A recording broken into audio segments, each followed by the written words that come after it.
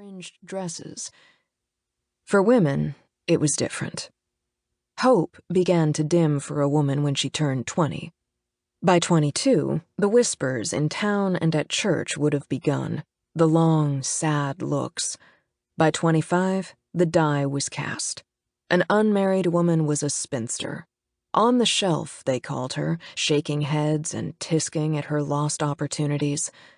Usually people wondered why. What had turned a perfectly ordinary woman from a good family into a spinster? But in Elsa's case, everyone knew. They must think she was deaf the way they talked about her. Poor thing, skinny as a rake handle, not nearly as pretty as her sisters. Prettiness. Elsa knew that was the crux of it. She was not an attractive woman. On her best day, in her best dress, a stranger might say she was handsome, but never more. She was too everything. Too tall, too thin, too pale, too unsure of herself. Elsa had attended both of her sisters' weddings. Neither had asked her to stand with them at the altar, and Elsa understood.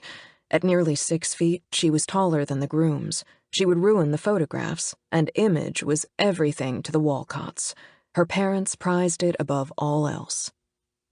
It didn't take a genius to look down the road of Elsa's life and see her future. She would stay here, in her parents' house on Rock Road, being cared for by Maria, the maid who'd managed the household forever. Someday, when Maria retired, Elsa would be left to care for her parents, and then, when they were gone, she would be alone. And what would she have to show for her life? How would her time on this earth be marked? Who would remember her, and for what? She closed her eyes and let a familiar, long-held dream tiptoe in. She imagined herself living somewhere else, in her own home. She could hear children's laughter. Her children. A life, not merely an existence. That was her dream, a world in which her life and her choices were not defined by the rheumatic fever she'd contracted at 14. A life where she uncovered strengths heretofore unknown, where she was judged on more than her appearance. The front door banged open, and her family came stomping into the house. They moved as they always did, in a chattering, laughing knot, her portly father in the lead, red-faced from drink, her 2 beautiful younger sisters, Charlotte and Susanna, fanned out like swan wings on either side of him, her elegant mother bringing up the rear, talking to her handsome sons-in-law. Her father stopped. "Elsa," he said, "why are you still up?"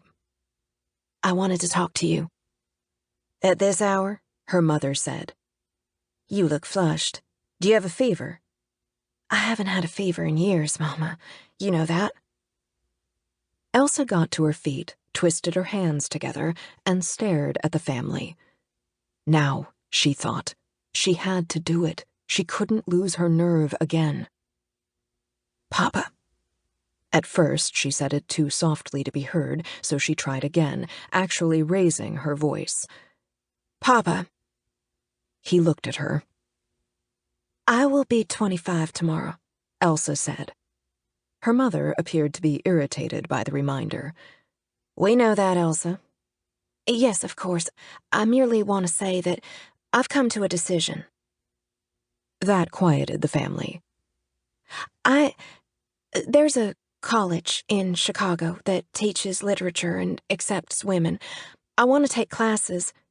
"Elsinore," her father said, "what need is there for you to be educated?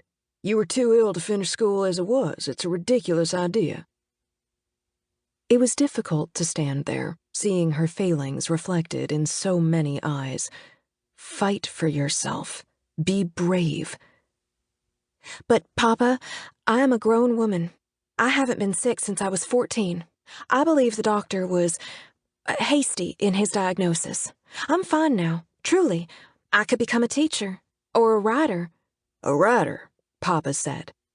"Have you some hidden talent of which we are all unaware?" His stare cut her down. "It's possible," she said weakly. Papa turned to Elsa's mother. "Mrs. Wolcott."